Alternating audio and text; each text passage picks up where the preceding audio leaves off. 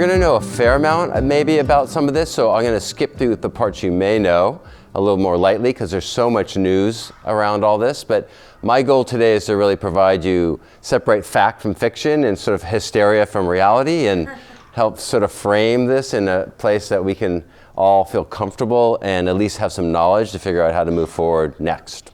So that's my intention. And so just looking at this overall, you know, the origin of this initially related to the fact that it happened in China. Myth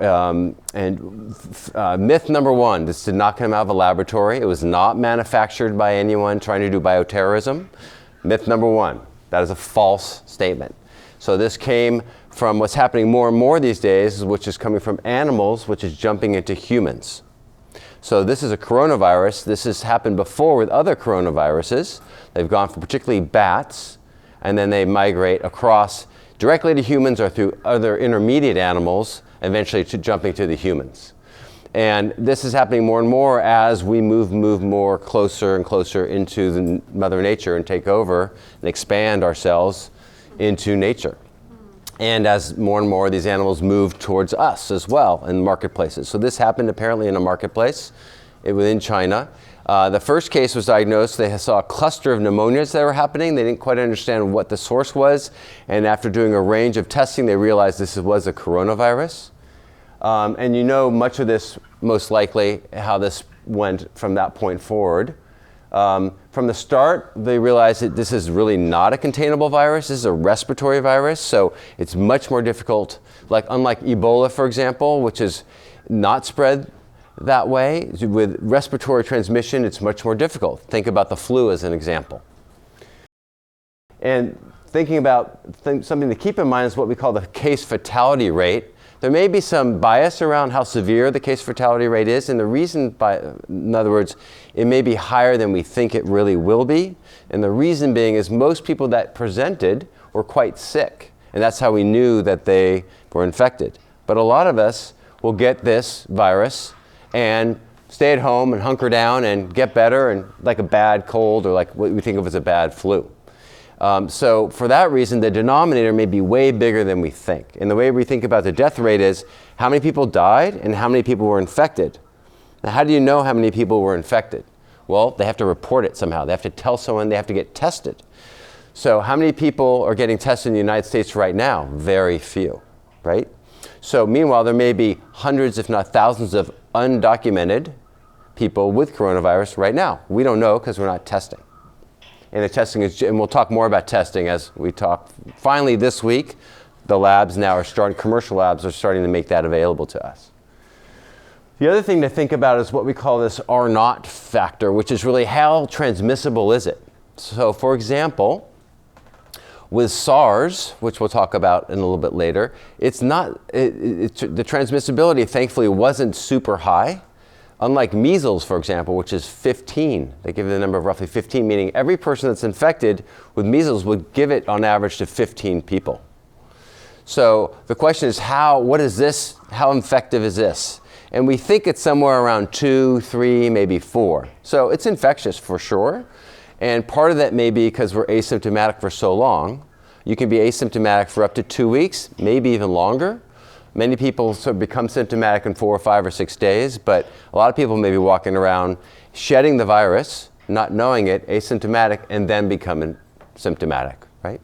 So during that time, they can sort of pass it along. So this is a little bit difficult to see, so I have another slide, but this is interesting data out of Johns Hopkins that really shows, and you can go to this website if you're curious, every day it changes. This is from yesterday, last night, I think around 11:30. I was trying to get the latest information we could. And you could see here that about over 113,000 confirmed cases, 4,000 deaths. And where is it? And I'll give you a close-up here of where, and you can see that a little bit better. So this is where it is right now. It's all over the world, right? And you could see cases in North America, South America, Europe. You can see them in Asia. You can see them throughout the globe. And when you look at this, you'll see it changing over time. And it will become more and more populated as this ensues. So this is sort of the listing of confirmed cases, with mainland China right now having the most, Italy being second, South Korea, and the list goes on. This will no doubt continue to change and it's all dependent on testing, right? So if we're not testing, we don't know how many people are infected in any community. And so how reliable is China's documentation of their testing now? Unclear. All of a sudden it's fallen off a lot. The WHO, when they came out there, they said they did a very good job at containing the virus. We'll talk about that, some of the methods they used. But if they're not continuing to test, because this will affect the economy, right? This does affect people's businesses. The nations, the question is how likely are they to actually document and report the number of cases that are going on, because there's so much fear and hysteria around this. So we're hopeful people are made transparent, that the scientists will be forthright, and that this will be continued to sort of be transparent in how many people are documented, and that we get everyone tested. So in the United States, this is sort of another global view. This comes off the CDC's website. And again, this is changing over time. And then if you look in closer in the United States here, you can see where the concentrations are. So you can see a lot in New York, California, and Washington right now, right? And as you may know, a lot of schools have closed. University of Washington, Stanford, Harvard's talking about, the many colleges, Cal Berkeley, are talking about either moving everything. They're not necessarily closing, but moving things online. Some schools are actually closing. Several college students in the Bay Area here are back from their schools, and they're going to continue their classes from here. And the reason is because close proximity, the concern is that it'll increase infection transmission, right? Bring everyone in a small room, classes over and over again, and increase the risk of transmission. So right now, the current report is that just 423 cases. I think there's a lot more. We just haven't reported them. And a total of 19 deaths. Now, this is from yesterday, and it's currently in 35 states. So, and this is sort of the breakdown, person to person, under investigation. The vast majority are under investigation. We have 322 of the 423 under investigation.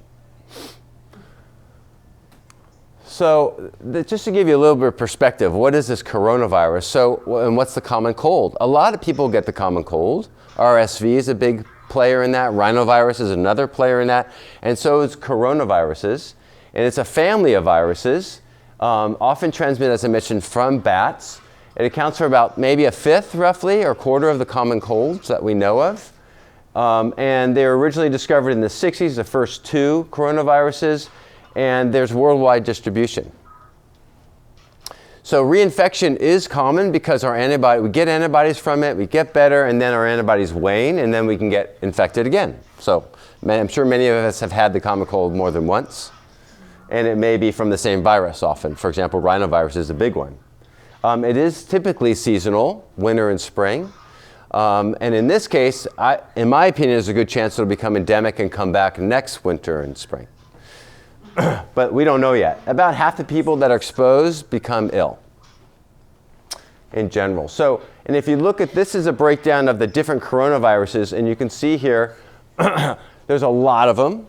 And you can see in here is SARS. You can see here also is MERS, the Middle Eastern Respiratory Syndrome. And then you have in here the coronavirus that we know of now, COVID-19, which is in this category right here in red. So to say that this is amongst a big family, okay? So just to give a little perspective on what we're dealing with. Now, SARS is a severe acute respiratory syndrome, and that moved from bats to these palm civet cats, then to humans, right? And again, originated in China. Now here, the case fatality rate was huge, 10%. Thankfully, it wasn't super transmissible, and it died out. Middle Eastern Respiratory Syndrome, similarly, originated much more lethal, 35% mortality rate. Thankfully, it wasn't super infectious. And also, it's not completely died out, but it's very rare. So thinking about this one, the COVID-19 that we're dealing with now, we talked about the incubation period. How is it transmitted? So respiratory droplets, right? Aerosolized, we don't think it's aerosolized. We don't know right now, but respiratory droplets. So what does that mean? Someone has to be pretty close to you and is coughing basically onto your face or onto the environment, and then it lands on the chair and the table, and it looks like it can live about 9 days. If you look at other similar coronaviruses, it can live 9 days on that table. So what can it be killed by? Anyone know? Yeah, so hand sanitizers are great, right? If it's greater than 60% alcohol content, that's highly effective.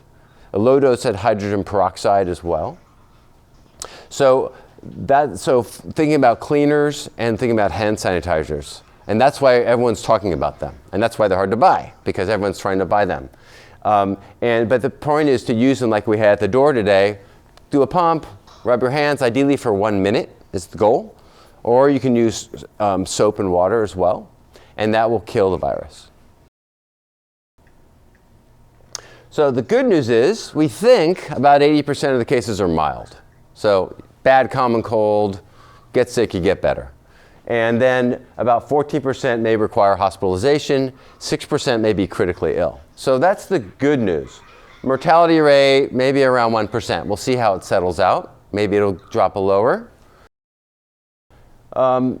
And so then the question is, so what do people present with? Now here's the complicated part. It's like the common cold. So a lot of people will have symptoms like the common cold.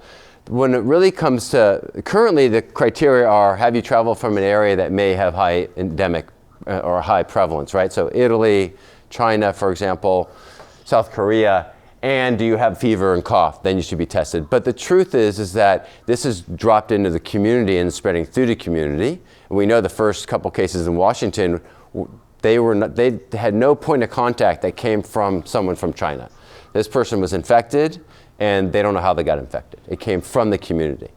So someone from somewhere brought it here, infected some people who then infected that person, who then became the case, who then ended up hospitalized, right? And the first person died, and we had no clue where that source came from. So it's definitely in our community. And there's a range of symptoms. Now the concern here is, we'll talk more about this, is our resources. So it sounds good that most of us will do well. Though, who is it that won't do as well? So as you get older, our immunity wanes, and so that 60-year-old, 65-year-old and older have more difficulty with it, it looks like. If you have complicated medical problems, and in this case, the data is showing, so far super early, cardiovascular disease, but really think about compromised immune system. So people with diabetes, people obviously with immunocompromised systems, whether they have HIV or they're people with transplants that are on people on prednisone for their autoimmune conditions. So suppressed immune systems, people with pulmonary problems, because this primarily hits the respiratory system.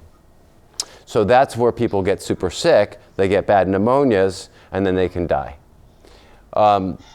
So those are the people that are most at risk.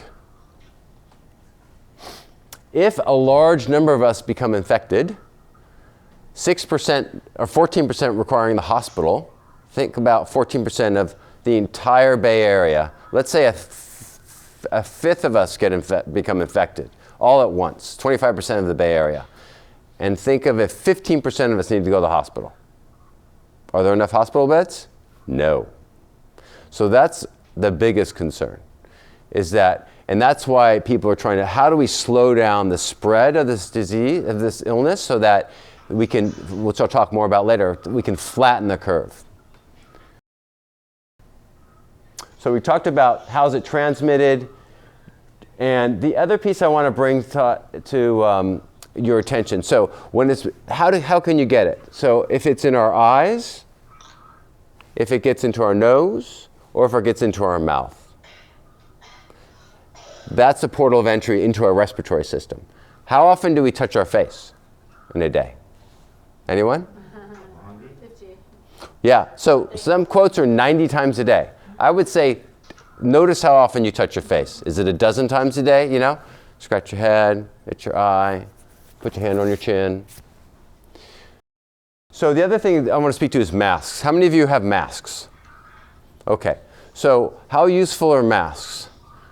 They're actually very useful in helping getting you infected for most people.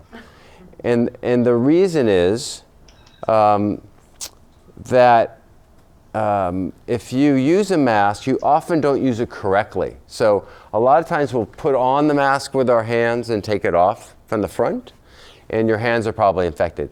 Or you've have it on the mask, the virus, and then you touch it, you have it, and then it's on your hand, and then you scratch your face.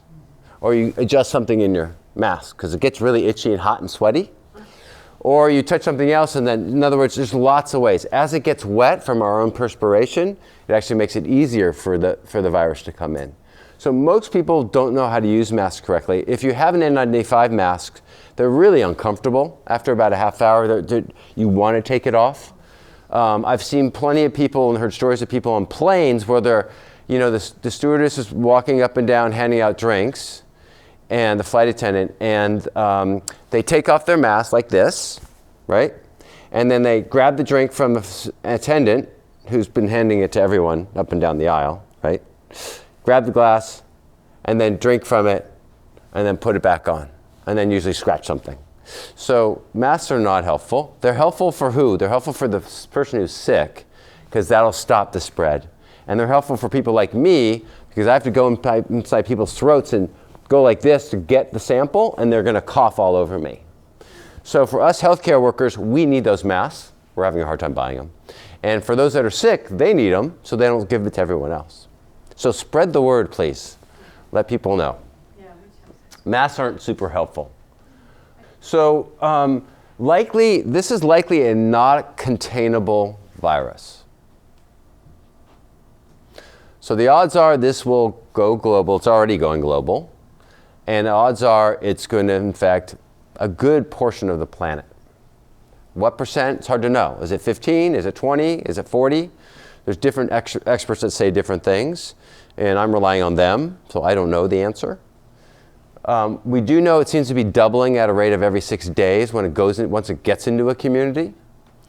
So the goal is, how do you flatten it? So how do you change this? And I appreciate this data that just came out from Chris Dalton. How do you actually change this curve? So if you look here, imagine everyone gets infected. The analogy I give is because I'm interested in integrative medicine, self-care, lifestyle, what we eat, how it affects our body. So the analogy I give is, if you eat white bread or you eat whole grain bread, what's the difference in how much sugar you get? Or another way to put it is, if you're, have a whole bunch of sugar in your cereal, or you're eating something that's a whole grain bread, how much sugar comes in?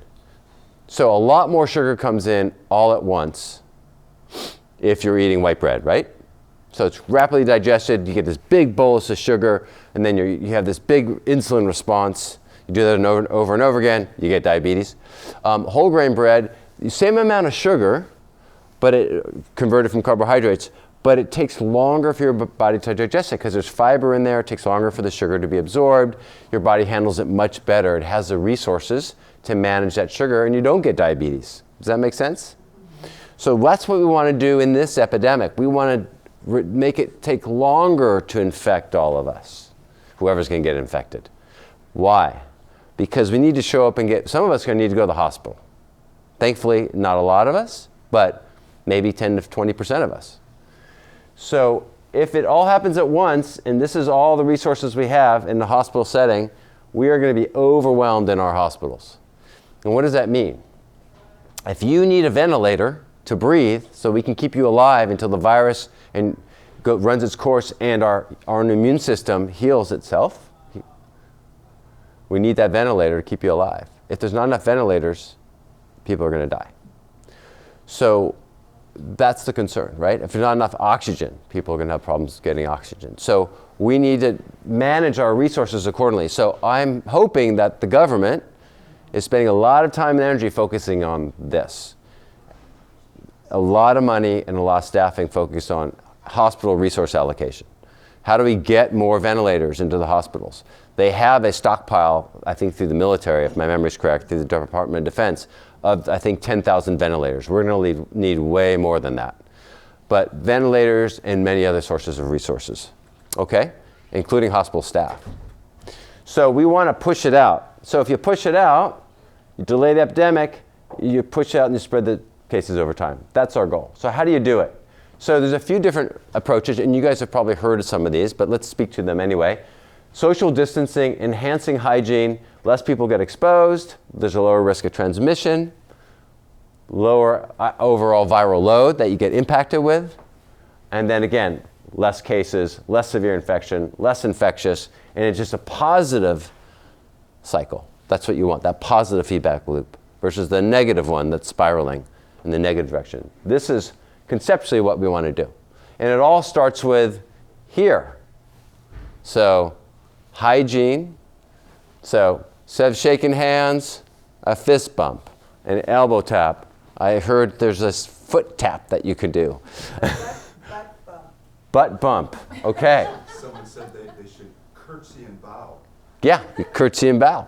I like that too. Whatever suits your fancy is my suggestion, to avoid that sort of transmission, right?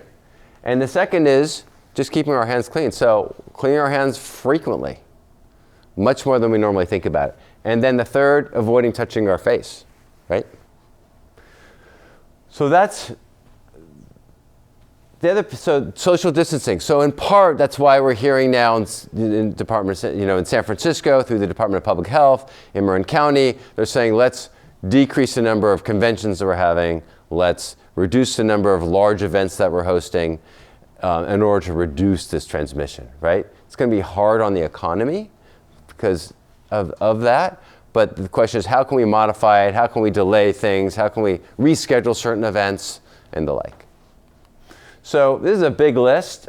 If you're interested in, just to go back, that is the paper. It's worth looking at. There's some great tables on this paper here. If you go to the SSRN website, and this was just recently published on March 5th by Dalton and a group of folks, I think out of Newcastle. And this basically goes through a lot of what we're talking about. Opening windows, adjusting the air conditioning so you have more flow, right? Limit, food handling and sharing of food in the workplace. So this is sort of workplace-related activities. Ill people stay at home. Analyze the root cause of crowding events on site, prevent through rescheduling, like I was saying. So lunch at your desk rather than your lunchroom. If you do lunch at your desk rather than your lunchroom, at least try not to work while you're doing your lunch, like enjoy yourself, So this goes back to what we're talking about, self-care. And same with schools. So lots of schools, both local schools, high schools, and colleges are really talking about supervised sanitation of hands at the entrance and at regular intervals, because kids don't like to wash their hands, right? Defer activities that lead to mixing between classes and years, promote cough and sneeze etiquette. So what should be the proper sneeze and cough etiquette? Does anyone want to demonstrate? Yeah, so ideally a tissue is the first one, and then you throw it away, and then you clean your hand. And then second after that, if you don't have one handy, is into the elbow. Just note, try not to get on this side of the elbow if you're doing the elbow tap as your hello and greeting. But bury it into your elbow. Stay-at-home policy, gamifying hygiene rules, regular hand washing schedule, disinfect high-touch surfaces, regularly between users, which happens a lot in school, right? The countertops all the time. And outdoor lessons when possible, opening windows. So it makes sense, it's sort of logic, but we have to actually institutionalize it and make it regular part of what we do. This is the household-based approach too, as well. The old welcome if you are well signs on your front door. One of my patients whose home I went to the other day, it said, welcome, one pump and you're in, like we love you. One pump of this hand sanitizer, a little hand sanitizer on the table, a little sign saying, we love you, welcome in, but first you're pumping and cleaning your hands. Right? And similarly, if you have ill members, so someone's sick, what do? It's in your home. Ideally, you put them in a different part of the home, right? So they have their own bathroom, they have their own room, and you give them that space. to really sort of reduce that exposure risk to the rest of the family, who, remember, may not know they get it. So they get it, but they're fine for 10 days, and they're cruising around saying, yeah, my grandpa's sick, or my partner's sick. I'm doing great. And then all of a sudden, 10 days later, they get sick. And they've given it to who knows how many people in the meantime. And then, again, sort of transport settings. This is sort of larger settings that we talked a lot about also already. So what about testing? Anyone been tested? It's almost impossible to get tested.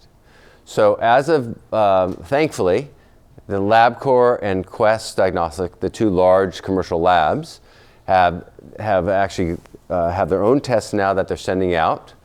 They are not FDA approved, they're pending FDA approval, but they're CLIA approved, and so those are commercially available. So you need to, now you can't go to a Quest lab or LabCorp lab, patient center to get them. You have to go to your clinician, and that clinician, physician typically, nurse practitioner or physician assistant, will then, or perhaps naturopathic doctor, will then be able to run that test. So they need to order from their commercial lab that they work with the right specimens, which typically is a green top. It's a certain media that they use. It's 3 different types of media you can use, so 3 different types of these tubes. And then they have a little swab. And so you swab and put it into this media and send it off for testing. My understanding is, I think the Gates Foundation is working with the University of Washington, I believe, to be able to allow for home kits, but I don't know the details on that as well. How often do you test? Because you could get it the next day, after your test. Yeah, typically you do it if you're directly exposed to someone who's sick, that you're living with, for example, or you feel like you may have symptoms that are significant that seem like you should be tested. Not just, I want to get tested just to see if I have symptoms. I mean, if I don't have symptoms and I have no exposure, it's for people that have symptoms or they think they may have been exposed. So there are, for treatments, there's no FDA approved treatments right now. We don't know of anything that works. There's lots of clinical trials being run right now, from what I can tell, mostly in China, but I'm sure that will expand to other parts of the planet. They're looking at a lot of HIV related drugs. They're looking at something called Plaquenil. Gilead has a drug that's typically had been, I believe, an HIV drug that's intravenous use. That's apparently showing potential promise. So, but currently there is no effective treatment. So anyone that tells you otherwise is not telling you the truth. And then also there's no vaccines. They're both being worked on. Vaccines, though, take a long time, because if you find something that works, then you got to prove that it's safe. And a lot of times you may test, let's say 1,000 people, which is a lot. To get to 1,000 people would take a while. But then you get to 10,000 people, and maybe it takes you get to 100,000 people before you start seeing a problem. Let's say it's only 0.1%. So of 100,000 people, that would be what, 100 people? That number is right? That would be affected. Because if you then need to do those vaccines to 1 billion people, that becomes a lot of people that have this side effect. So it takes a while to figure out if a vaccine is safe. And so you need to give it time. So the thought is 12 months, 18 months, if we're lucky. So what about, how do you reduce your risk of being infected if you are exposed? What are your thoughts? Well, I have some thoughts up here, but what have you found to be effective, let's say from the common cold or the flu? So I would think about this as if you had a bad flu season, bad cold season, what are you going to do to keep yourself healthy so you don't get the flu or the cold? So 1 vote for vitamin C and oregano oil. 1,000 milligrams is what I'm hearing. What else? Zinc. Zinc? We're saying mushrooms. Yeah, so let's step away for a moment from like what we can take as pills, and what else can we do for ourselves? Qigong. Qigong, drink a lot of water. Healthy microbiome. Healthier microbiome.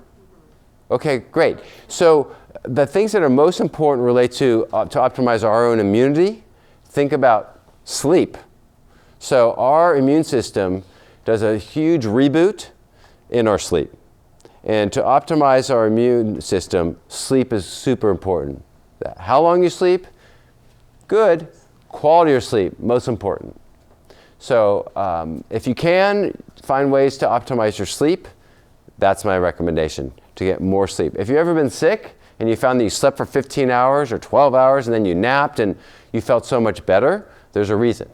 If you stay, overnight, when I was a med student and a resident, and I would, do 100-hour work weeks, and my immune system would drop, right? Because I'm not getting enough sleep.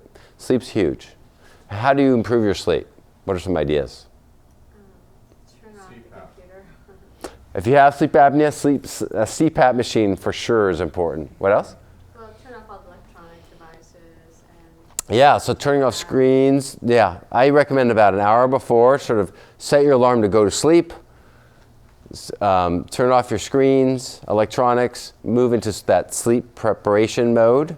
That help, you said draw a bath, whatever works for you, that really puts you in that mode so that your mind stops turning, for sure. And then if people use things to help them sleep, whether it's meditation or yoga, some people like to, whatever they like to do to help them sleep. Some people like to play guitar or knit. Some people take supplements, maybe it's magnesium to help them sleep as well. So what else? So sleep's one piece.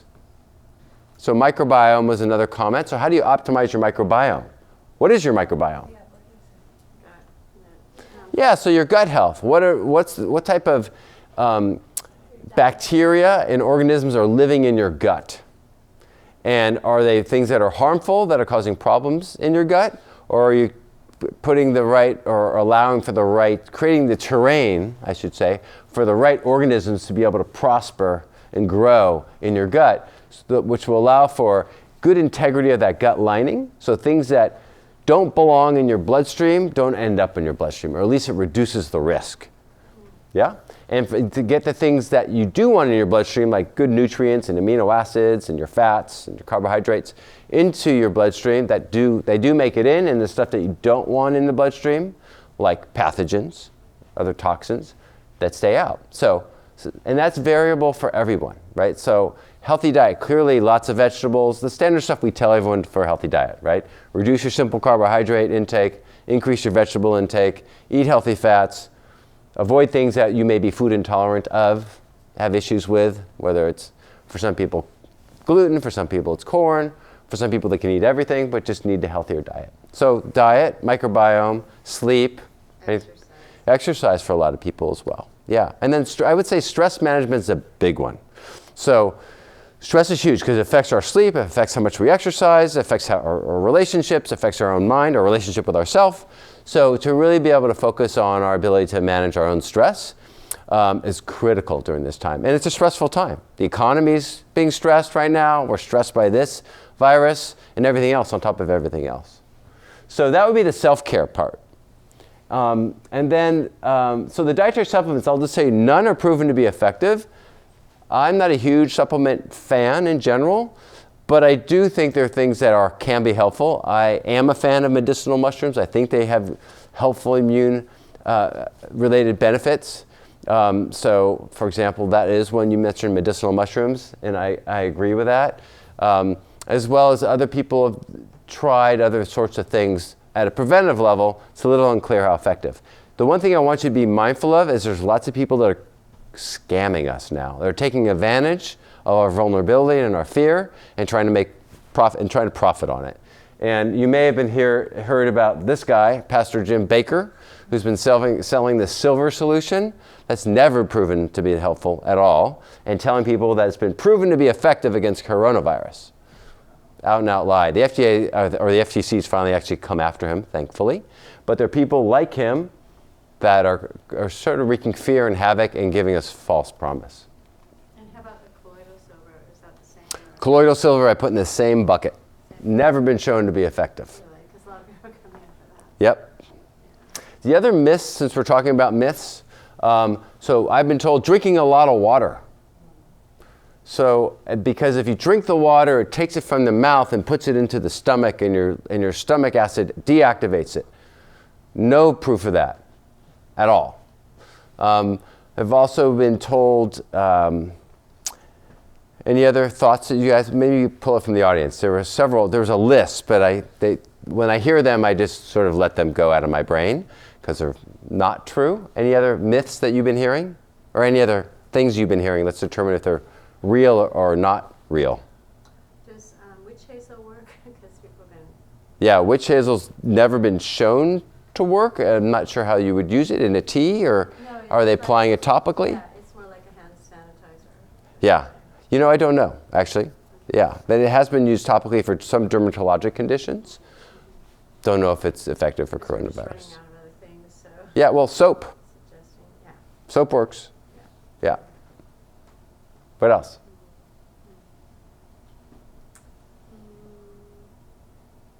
What about the nasal passages and some moisteners or something that is supposed to be barrier? Is that accurate or just? Yeah, for the nasal passages, by putting a barrier there, like using like... Using a little nasal spray or something like that just to keep it moist. But it sounds Yeah. a little hokey to me. Yeah, I don't think it'll prevent the virus from transmitting. I do know people are recommending like put some of the hand sanitizer around their mouth and their nasal passages.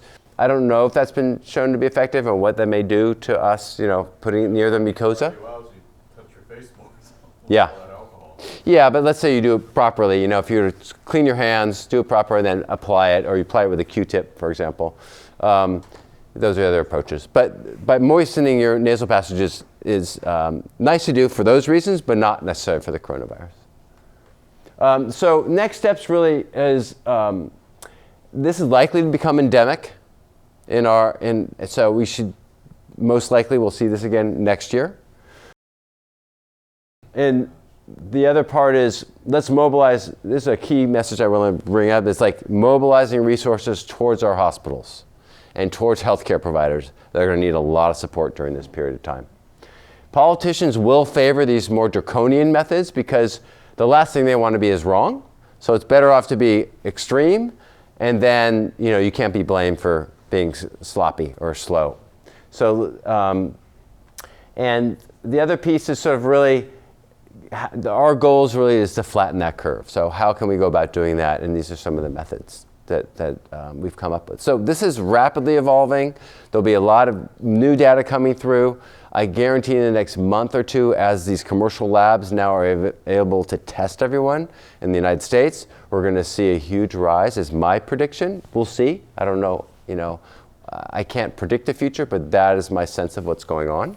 I've heard through that certain hospitals have already gone back and looked at certain that previously collected specimens being tested for the flu originally, so they went back now that they have a coronavirus test and they've been testing for whether or not that person maybe had coronavirus, and they're indeed finding it going back a couple months. So it's actually, we think, much more endemic in our community than we know. We just don't even know that right now. So there's a range of resources I would suggest you consider. If you're interested in this, the CDC is always updating their information. I'm thankful to this physician who gave a talk at the Tepper School of Business. He's got a great talk that he gives on this topic. In addition, the WHO, there's a consultant to WHO, this gentleman, Bruce Aylward, who actually went into China and did a lot of the initial outbreak investigation work, came back and on February 24th gave a nice briefing. That's, if you have the time and patience, worth listening to. And also the Johns Hopkins website that I mentioned. So why don't I pause for a moment and I'll take some questions, if those have them, from the audience here, and then we'll move forward from that point. Yeah. Yeah, that's a great question. So the question is, in 1960 and 1967 were the first two coronaviruses that were identified. That's right. That's correct. And I just want to repeat it for those that didn't hear your question. And so why don't we have a treatment now? It's been 50 years, 60 years. History back then. Yeah, and right. So, well, those were different sorts of viruses, and at that point, like the common cold, those viruses, it was transient for a lot of these different viruses, and so there's no motivation in pharmaceutical drug companies to invest in treatment for an illness that most people do just fine, right? So it's transient, you get the cold, you don't, you're out for a couple of days and you go back to work. And same with SARS, for example. It was really bad and a lot of people were dying, but then it burnt itself out. And so the question is, what's the right mix? You need something that's going to affect a large number of people, that's going to probably be recurring, that causes significant what we call morbidity and maybe mortality. Then you have an investment that's worth investing in, purely from an economic perspective. Who's going to put the $50 or $100 million or more into finding a treatment unless you can get a return on that money? Unless there's government-sponsored investigations to do this. So the current reality is this is probably going to fit that mix that provides the economic incentive that's needed for the pharmaceutical industry to go find effective treatments, because it's likely to recur, there's going to be significant disability, and so for those two is what you need, and we need to go after treatment because they'll know that a lot of people will need the treatment. Does that make sense? So typically, you came into this room today, and there's no easy way to wash your hands before you entered here. So that's the primary is convenience. You walk into any room or you walk into a school or you're walking, and if there's no readily available sink or place to wash your hands, that's what makes these hand sanitizers helpful. Then the question is, so it should be greater than 60% alcohol, which is an ethanol. And if you'll look for an ethanol derivatives in these different hand sanitizers. So that's what you're looking for. I believe it's 0.1% hydrogen peroxide is the concentration. And if you go online, you'll find some that's 0.5%. Those tend to be cleaners. So what you can use, on countertops and what have you. You don't want to repeatedly use high doses of the higher concentrations of hydrogen peroxide on your hands, but the 0.1% has been shown to be effective. And then the third... Even just wipe, just like a rinse of the hydrogen peroxide. Yeah, you should do it they say for a minute on countertops. Okay. And on your hands, they say 20 seconds, I say a minute. Or as I like to tell your kids, sing happy birthday twice.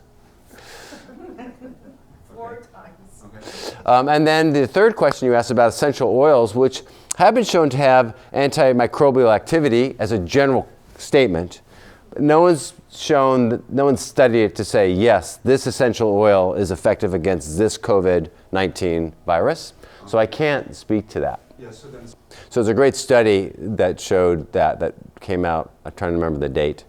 Can't remember right now, but it showed that they're alive for 9 days. They stay alive on inanimate objects, and that what I just recommended will be effective to kill it. And also with hand wipes itself, like the disinfectant wipes. Yeah, so you should look on the ingredient list to see if it has those compounds in it. 60% alcohol still. Yeah, or the hydrogen peroxide base.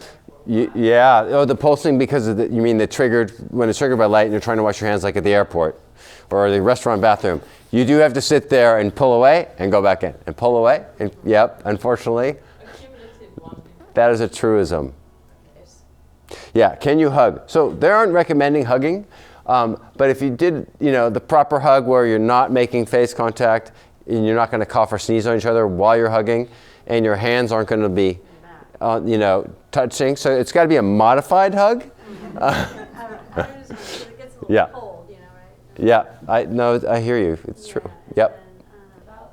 I don't know the answer to that.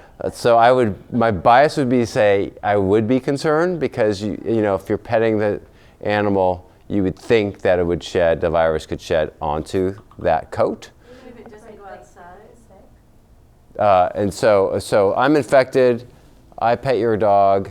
You come in, pet your dog, or the dog, maybe licks his coat and then licks you. Yeah, not that we know of. That whether or not dogs can get the virus. Not that we know of. So we'll see. This is all evolving. Yes, sir. Final question. So the study that I looked at it was mostly like countertops, inanimate objects, like countertops, shelving. I don't know the answer about fabrics and clothing. But to be safe, I would say touching your hand on someone's cloth and then you touching there would be a way to transmit it. And the reason I'm until proven otherwise. Airplanes a lot, and so Yeah. most of the airplane seats are fabric. Yeah.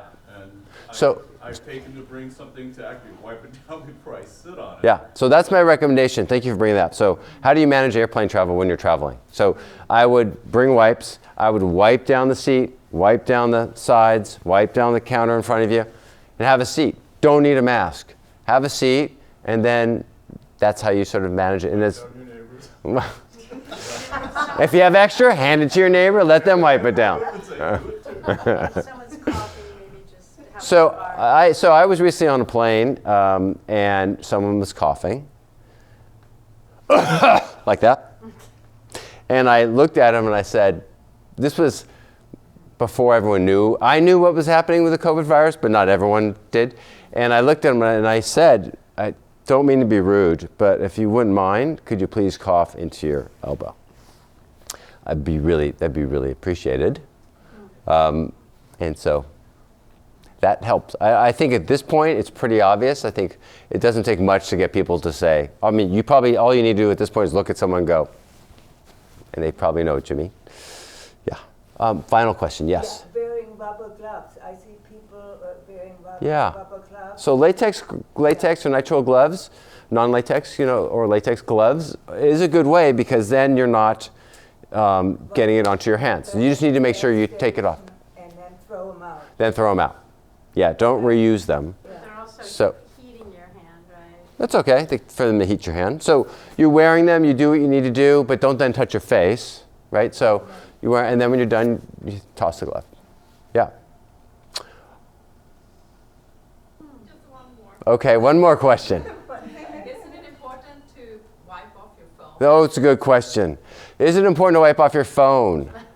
Yes. So you place your phone onto the counter and then pick up the phone and then you scratch your face, and so it is important to clean your phone with wipes. So I do recommend you do that. Yes. Thank you for asking that question. Thank you guys for coming. We do this once a month. Feel free to, if you want to come, we'll do it via Zoom. We'll record this and put it on our website as well in the future. And I appreciate your attention and your questions, so thank you.